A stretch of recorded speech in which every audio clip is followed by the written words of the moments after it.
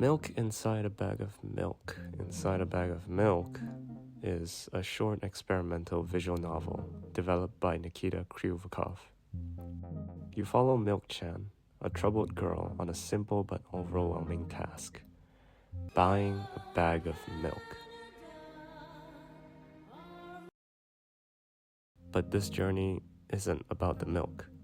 It's about the overwhelming noise of a mind struggling to function, the dread in every step, the inner dialogue clawing at every thought within her.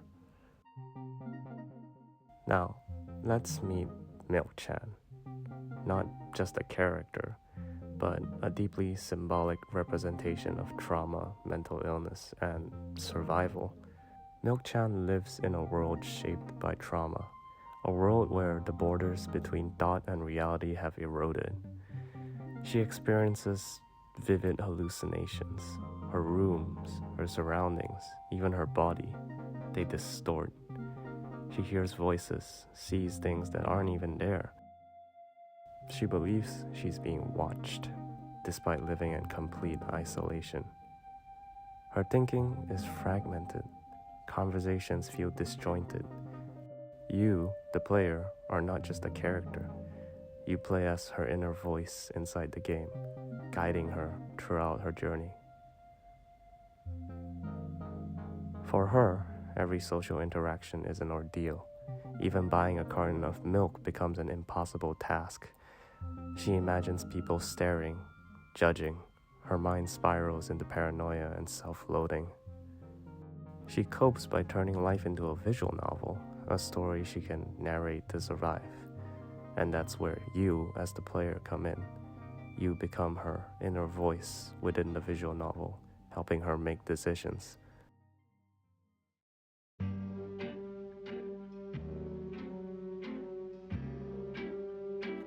Milk-chan dissociates. Time slips away. Reality blurs into dreams. She questions if she's even real, often saying, "I don't feel like a person." Her world becomes surreal, intangible. In the first game, she counts her steps obsessively as she walks towards the store to buy milk. When the count goes wrong, she has to step back.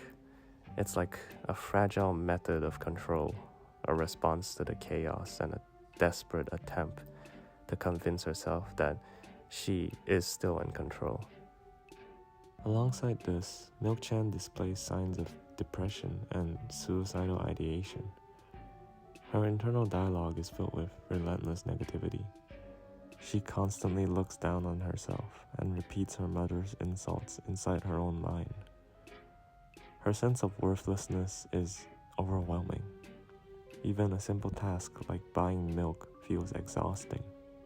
There is a constant weight of despair in everything she thinks and says.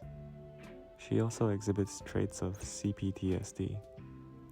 She frequently becomes trapped in distressing memories.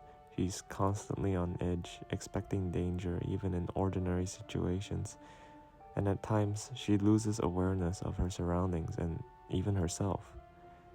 She struggles to form connections and withdraws emotionally from the world.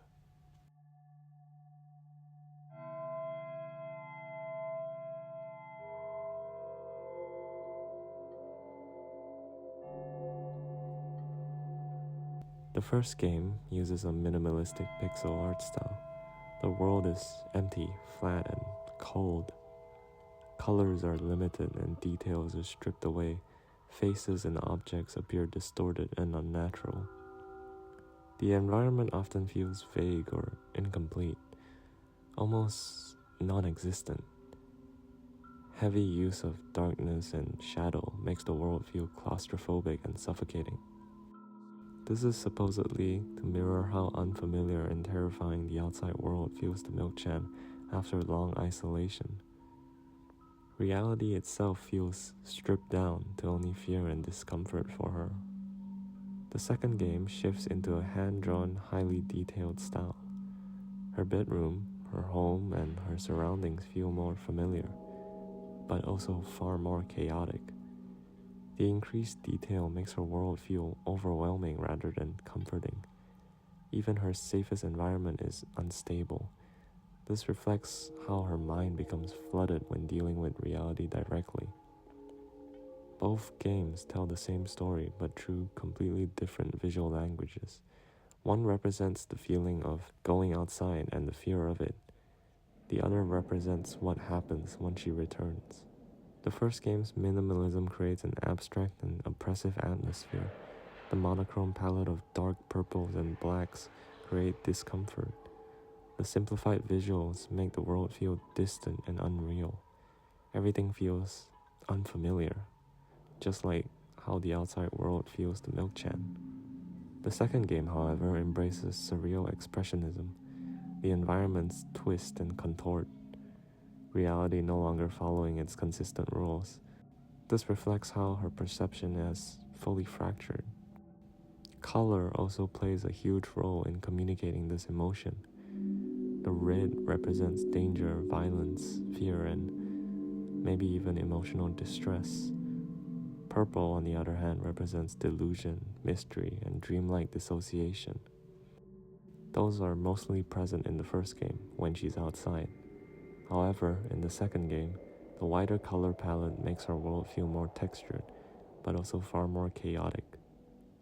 This perhaps is a hint to how overwhelmed her mind is when she faces reality at home.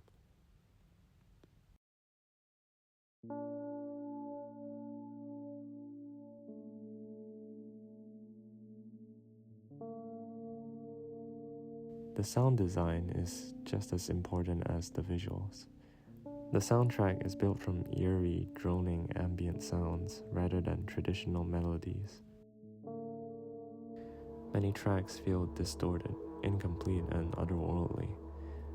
Long, heavy tones weigh down on the listener, creating a feeling of suffocation. Some tracks use warped or reversed sound elements, making everything feel unstable and uncanny.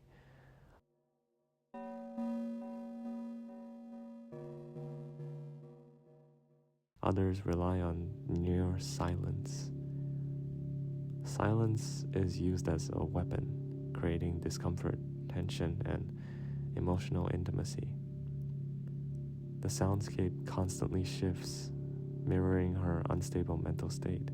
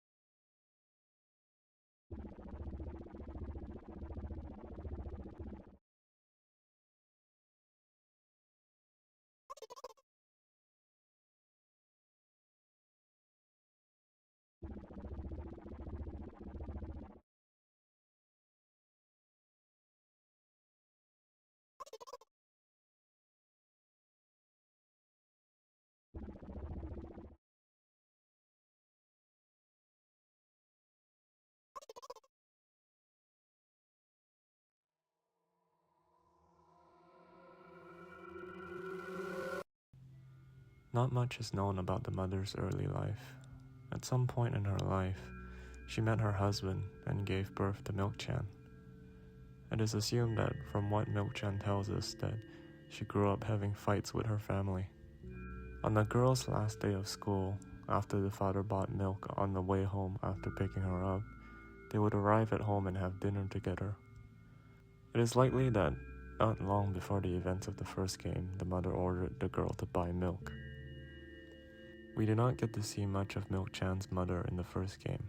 It is only in the second game where we truly see how Milk-chan views her own mother.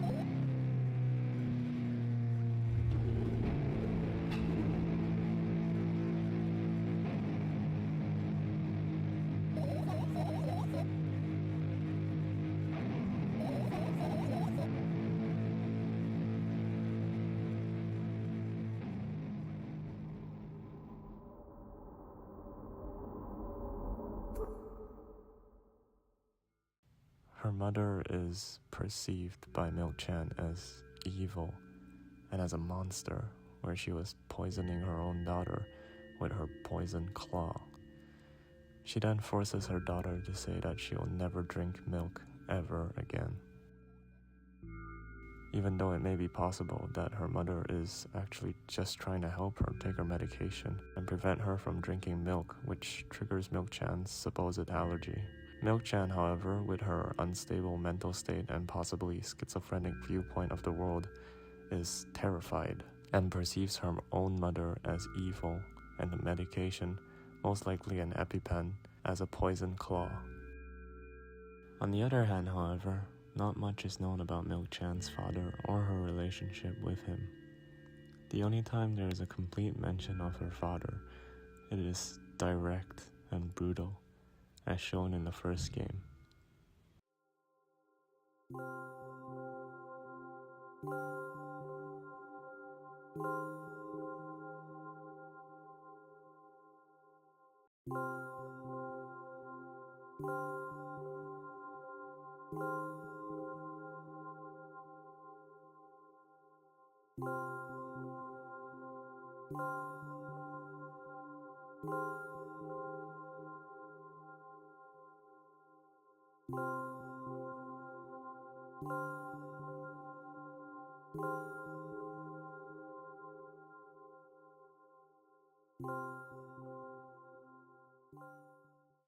Throughout both games, there's a lot of implication about Milk-chan's past. It is also pretty heavily suggested that her dad tried to kill her at some point, either by strangling her or by forcing her to drink milk, which she's severely allergic to.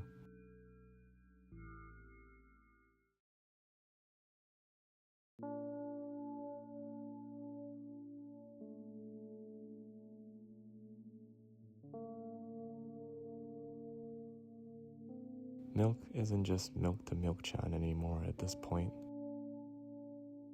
It represents her trauma, fear, and pain. That alone already gives insight into how twisted and terrifying her childhood must have been. Her mom shows up a few times and always comes off as distant, cold, or even scary. But again, that's how Milk-chan sees her. Her mom literally appears as a monster in some parts. That doesn't necessarily mean that her mom was abusive, but it does suggest that Milk-chan perceives her that way. Like, maybe her mom never understood her. Maybe she was fed up. Maybe her mother was traumatized too, especially after her husband tossed himself out the window. Milk-chan tells us that he jumped off a balcony, and it's also very likely that Milk-chan might have seen it happen. That level of trauma shatters a child. It changes them forever, most likely playing a big part in how and why Milk-chan is the way she is now. So what does Milk-chan represent? She's a metaphor for trauma, raw, lingering, and unresolved. The first game shows the breakdown, and the second shows survival. Milk-chan isn't just a character. She's a cry for help, a mirror of mental illness, a reminder that some people are just trying to make it through the day.